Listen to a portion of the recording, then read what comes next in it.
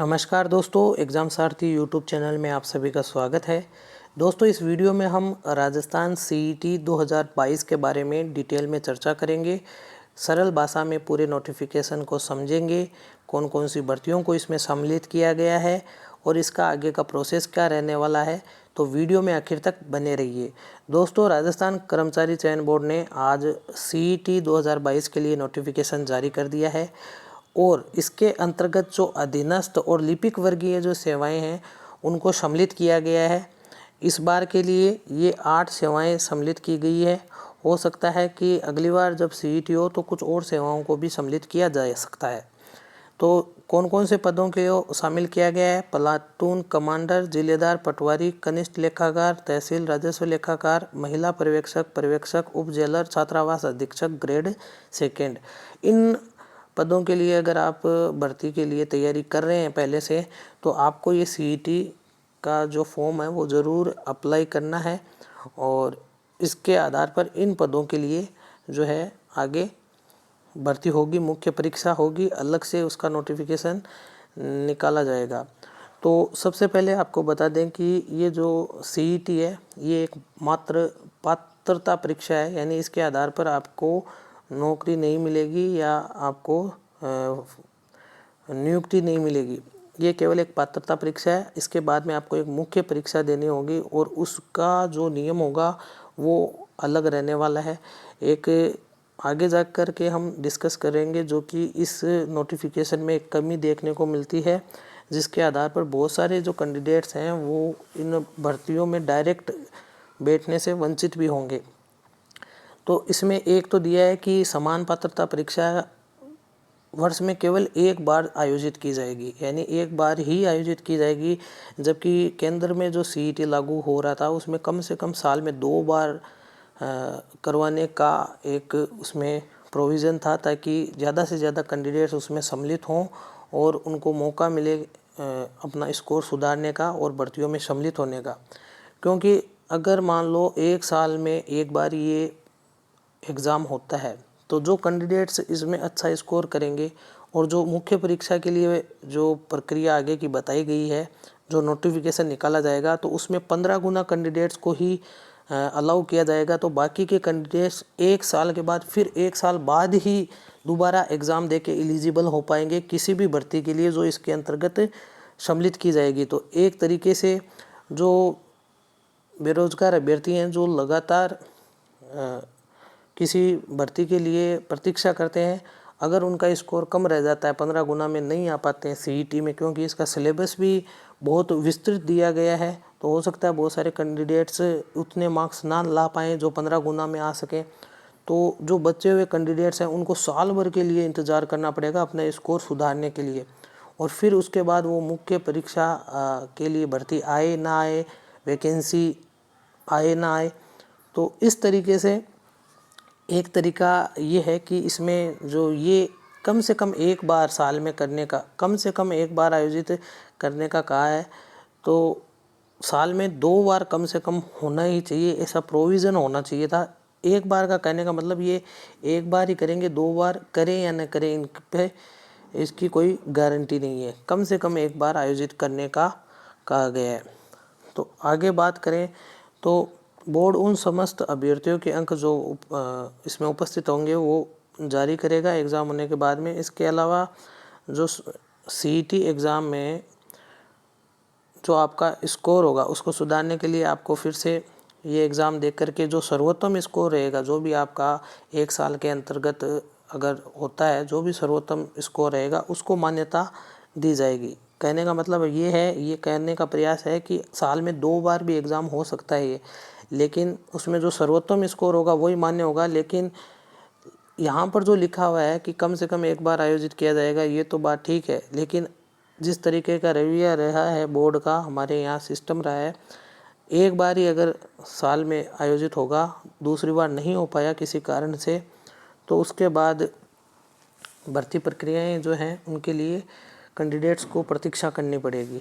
इसके अलावा दोस्तों इसमें एक चीज़ ये बताई गई है कि जो भर्ती एजेंसी जो मुख्य परीक्षा आयोजित कराएगी, उसमें भर्ती एजेंसी पर यह निर्भर करेगा कि वो कितने गुना अभ्यर्थियों को, जो रिक्तियां हैं उनके कितने गुना अभ्यर्थियों को, जैसे यहाँ पे 15 गुना का बताया है कि 15 गुना को अगर भर्ती एजेंसी लेना चाहती है, जैसे पटवारी के लिए इसके अंतर्गत एग्ज़ाम होता है और 1000 पद हैं तो 15,000 कैंडिडेट्स को ही अगर एजेंसी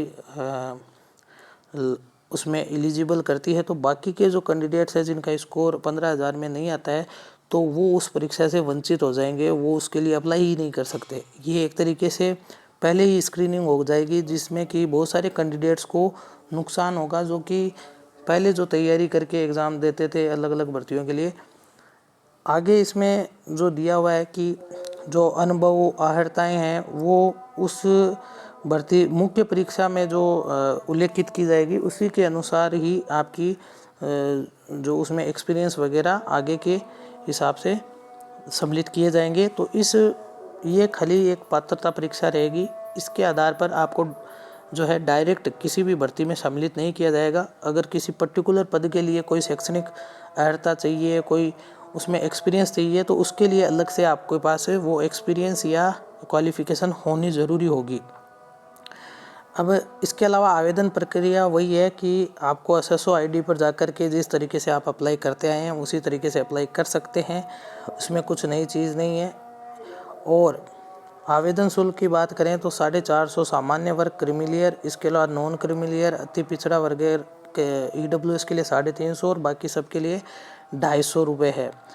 तो इसके बाद की अगर बात करें तो ये सारे जो पदों के लिए जो है वैकेंसी इसको सम्मिलित किया गया। इसमें सीईटी 2022 में गृह विभाग के प्लाटून कमांडर के 43 पद हैं, जल संसाधन विभाग में जिलेदार का कोई नहीं है, पटवारी के 272, कनिष्ठ लेखाकार के 1923, राजस्व मंडल में तहसील राजस्व लेखाकार के 198, पर्यवेक्षक के 176, महिला पर्यवेक्षक के 176 हैं, उप जेलर के 49 हैं, छात्रावास अधीक्षक ग्रेड सेकंड के 335 पद है।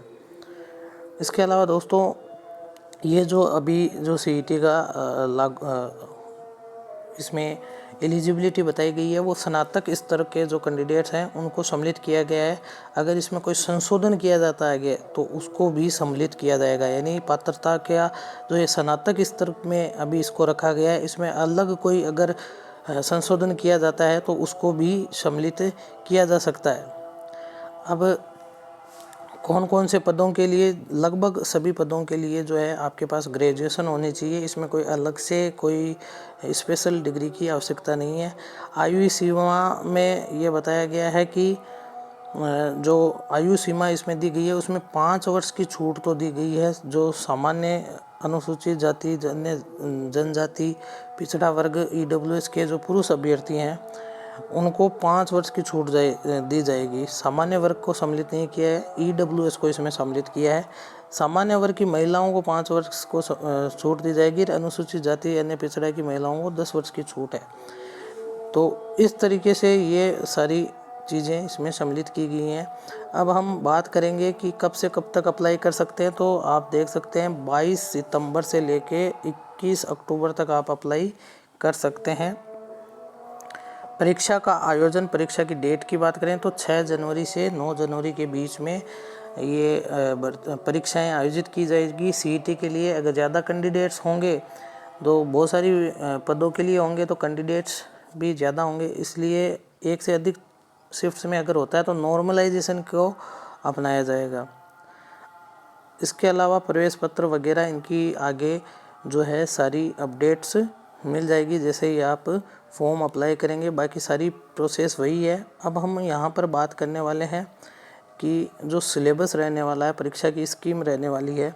तो परीक्षा की स्कीम सीईटी की ये रहने वाली है, आपके सामने है। 150 प्रश्न, 300 अंकों के 3 घंटे का आपको समय मिलेगा और ये पूरा सिलेबस है। सिलेबस में लगभग पूरा आरएस का सिलेबस इसमें सम्मिलित कर दिया गया है, कुछ भी छोड़ा नहीं गया है। बहुत ही विशाल सिलेबस आप इसे मान सकते हैं। इसमें समान अंक होंगे सभी प्रश्नों के। नेगेटिव, सबसे प्लस पॉइंट आपका यही है कि यहाँ पर नेगेटिव मार्किंग नहीं है सीईटी में, बस इसी की वजह से जो है हो सकता है कि आपका स्कोर अच्छा हो जाए। अगर नेगेटिव मार्किंग होती तो शायद ही इस सिलेबस के अनुसार कैंडिडेट्स मिल पाते 15 गुना या किसी भर्ती के अकॉर्डिंग, तो नेगेटिव मार्किंग नहीं है, ये प्लस पॉइंट है। इसके अलावा सिलेबस बहुत विस्तृत है। अगर देखा जाए तो भारत का राष्ट्रीय आंदोलन पूरा, राजस्थान और भारत का इतिहास, राजस्थान का इतिहास, कला, साहित्य, संस्कृति, विरासत सब कुछ सम्मिलित है। भारत का भूगोल पूरा का पूरा, इसके अलावा राजस्थान का भूगोल पूरा, कुछ भी इसमें छोड़ा नहीं गया है। इसके अलावा राजनीतिक, भारतीय राजनीतिक व्यवस्था और राजस्थान की भी इसमें सम्मिलित है। अर्थव्यवस्था भारत की, राजस्थान की दोनों सम्मिलित है। कहने का मतलब ये है कि सारी चीज़ें, राजस्थान की हिस्ट्री, भारत की हिस्ट्री, राजस्थान की जियोग्राफी, भारत की जियोग्राफी, राजस्थान की पॉलिटिकल और भारत की पॉलिटी, सब कुछ सम्मिलित है। अब विज्ञान और प्रौद्योगिकी का लगभग जो आरएस का सिलेबस है पूरा सम्मिलित है। सामान्य विज्ञान का रीजनिंग पूरी की पूरी वही है जो कि आरएस में होती है। इसके अलावा हिंदी पूरी की पूरी जो है वो सम्मिलित की गई है, जो कि आपका पूरा आरएस का सिलेबस, मेंस का जो सिलेबस होता है वो सम्मिलित किया गया है। हिंदी में, इंग्लिश में भी लगभग पूरा का पूरा सिलेबस सम्मिलित किया गया है जो कि आरएस मेंस का होता है। कंप्यूटर में आपका, इसमें कंप्यूटर भी ऐड किया गया है। इसमें भी कंप्यूटर का काफ़ी सिलेबस जो नॉर्मली कई एग्ज़ाम्स में पूछा जाता है वो सिलेबस इसमें ऐड किया गया है, और करंट अफेयर्स। तो कुल मिला के कुछ भी नहीं छोड़ा गया है। आरएस का मेंस का जो सिलेबस होता है, कुछ एक सब्जेक्ट्स को छोड़ करके, या आरएस प्रीलिम्स का पूरा सिलेबस इसमें सम्मिलित किया गया है, जिसमें इंग्लिश, हिंदी और कंप्यूटर ये एक्स्ट्रा है सिलेबस में, आरएस के प्रीलिम्स के सिलेबस से भी। तो ये पूरा सिलेबस है। तो दोस्तों, इसके अलावा भी अगर आपका कोई डाउट हो तो नीचे कमेंट बॉक्स में ज़रूर पूछ लें, और ऐसी ही अपडेट पाने के लिए हमारे चैनल को सब्सक्राइब कर लें। धन्यवाद।